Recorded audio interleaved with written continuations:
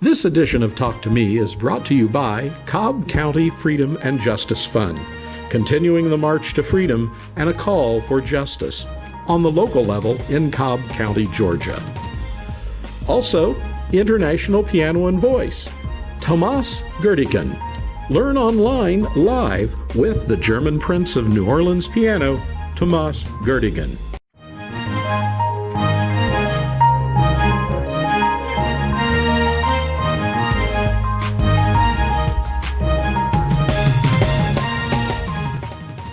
It's time once again for another edition of Talk to Me. And now, here's Emmy himself, 8-time Emmy Award-winning journalist, Maynard Eaton.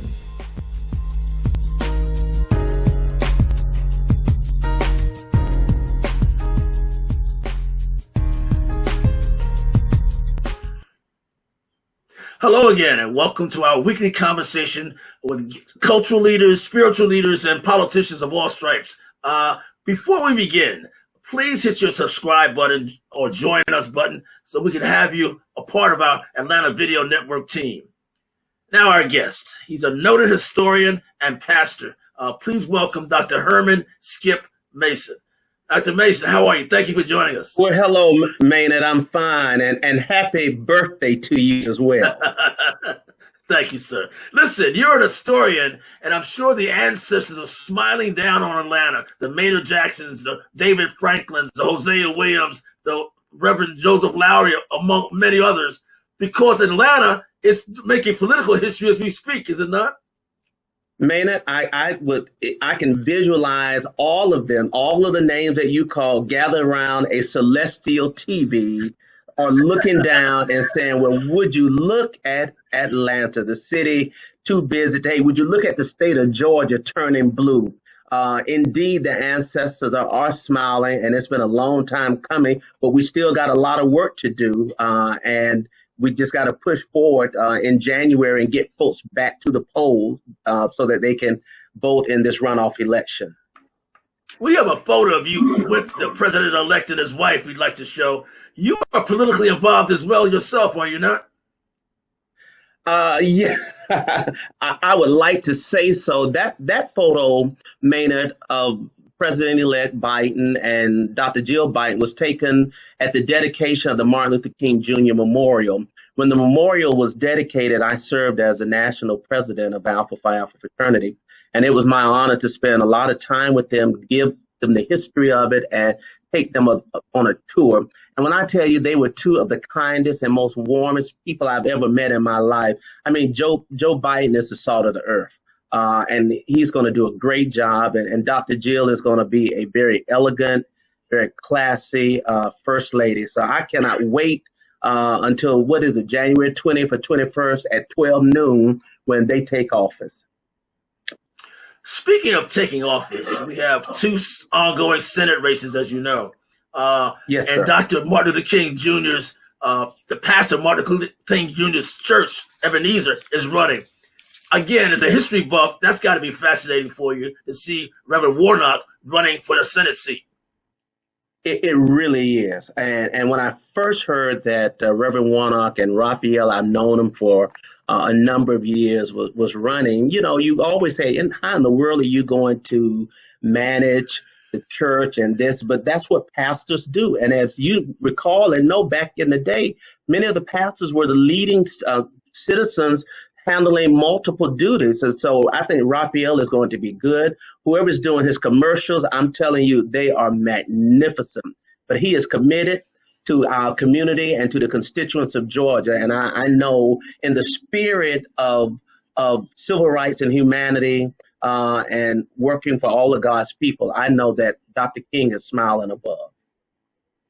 You are a pastor of West Mitchell Christian Methodist Episcopal Church. Yes. How do you see that? How do you see that happening? How does a pastor politicize himself? Is it difficult balancing the two? Some people would argue that it is, but I would say differently. I think, in my opinion, Jesus was very involved in he was involved and surrounded by the politics, with the Romans, and engaged in helping people. I think Raphael's flow into politics is a natural progression of his ministry. In fact, a continuation of his ministry. Uh, And so we in the pulpit get the opportunity to use it to preach Jesus and to talk about God, but also to be concerned about the events taking place within our community and our surroundings, trying to help all of God's people. have many of your colleagues and fellow black ministers, have they rallied behind his candidacy?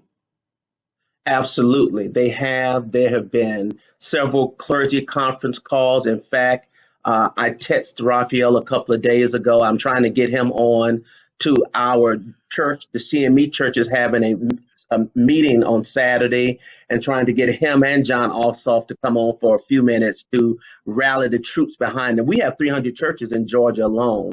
Wow. And so Raphael and John both know the power of the church and the importance of reaching church folks to continue to get them back to the polls to vote. Do you think this can happen? Or you, again, you're a student of history. Do you think this Senate seats can be won, that Atlanta and Georgia will be in the forefront of the political battle to get control of the Senate? As a historian, can you see that coming to pass? If you had asked me this, Maynard, about 2 years ago, maybe I would have said, no way, Jose.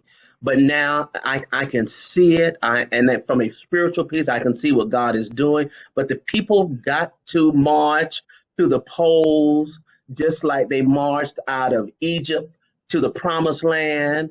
And we got to go in and vote. And I think if we do as we did a few weeks ago in November, and gather the votes of the other 20-some candidates that were running as well, I think it can be done. I think it can be done. There's great momentum, and we always have to seize the momentum, Maynard. You have a very popular Facebook column called Skip Mason's Vanishing Black Atlanta. What is that about? Why have you captured so much attention with that column? You've become a very popular fellow talking about the past. Well, and therein lies a connection with people who are in Atlanta. We love Atlanta's past. And so about 8 years ago, Maynard, I started the Facebook page just to post some pictures of Black Atlanta. And people started adding to it, telling stories. And it just grew. We love a good conversation about the things that we remember, the people that we remember, the places that we remember.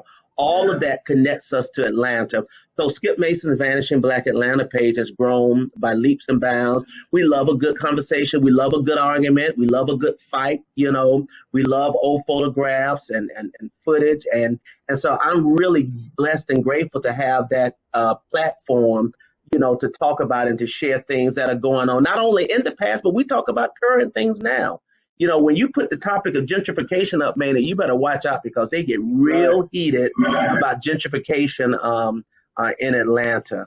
And so in the spirit of you and all of the great journalists, and let me just, you are a legend, an icon. I remember when you had black hair, all black hair. Man, I was looking at the Missing and Murder document on HBO. Did I see you in that? Yes, yeah, I was in it. Yes. I thought I did. I knew my eyes were not deceiving me. So you are a leg, and I can't wait to bring you on my show and turn the table around and to talk about your illustrious career. But that's what we have to have, man. We got to have conversations. We got to talk. We get energy from the past to propel us to move forward. I tell you why I love your column. I've been in Atlanta some 40 years or more, and it's nice seeing old places, old friends, and remembering when I was younger.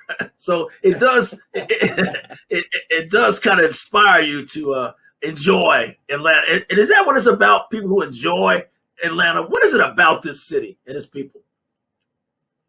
Atlanta really is a small, tight-knit place. Okay, when you narrow it down, the core of us who've been here all of our lives within the last 50 years, we know each other. We know someone who knows each other. The schools, the stations, the events, the neighborhoods, etc., all ties us, together.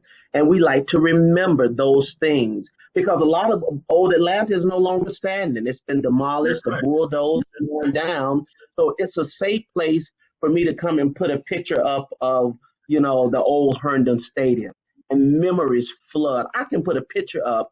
I put a picture up of the Royal Peacock, and I had about Yeah. 500 respondents. My mama was a waitress at the Royal Peacock. My daddy said he remembers seeing Ray Charles. My mother remembers seeing Marvin Gaye. So all of these memories of places and people and things in Atlanta makes us not so much yearn for those days, but just cause really fond recollections. But speaking of the Royal Peacock, which is still standing, don't many of us yearn for the return of Auburn Avenue? Once was. It seems almost sad Yeah. that Auburn Avenue is a shadow of its former self. I agree, and there was so much hope for Auburn Avenue when the Olympics came in 1996. And as you know, and even the mayor may have mentioned it, that unfortunately the traffic did not filter down Auburn Avenue as they would have liked. I had an office on Auburn Avenue, my company Digging It Up, which was a research company at the time. We did all of the banners and historic markers for the Olympics, but the people did not come down Auburn, during that. It is our great street. It is a walking, living testament of the rich history of Atlanta, Black Atlanta, as well as ML King, which many of us knew back in the day as Hunter Street as well. Right. That part of the town, the west side of Atlanta, was popping, which is why I'm so glad now, Maynard, to be Pastor West, right in the heart of the community. But most of the people have moved out. Everyone in my church drives in. Okay, Wow. back in the day, the community was the heart of the neighborhood, and people walked in, and now today most people drive in. But at West Mitchell, we are still the friendly neighborhood church, even though the neighborhood has long been gone. A place that's also long been gone is dear to your heart. It's Morris Brown. It's coming back now, though, is it not? The latest news suggests it. Sir, yes, sir. Morris Brown is on its way back. Let me acknowledge Dr. Stanley Pritchard, who served for probably 18 years. Keep the doors open. Dr. Kevin James came in and had lots of energy with the board. And so they have passed the first stage, which is the approval of the application with tracks. And from that, they will get candidate status after a visit in January, I believe. And then from that, if all goes well, as we know and pray, they will have accreditation status and will become one of the first institutions to return back to an active accredited status after being unaccredited for almost 20 years. It's been that long? Really? 20 years?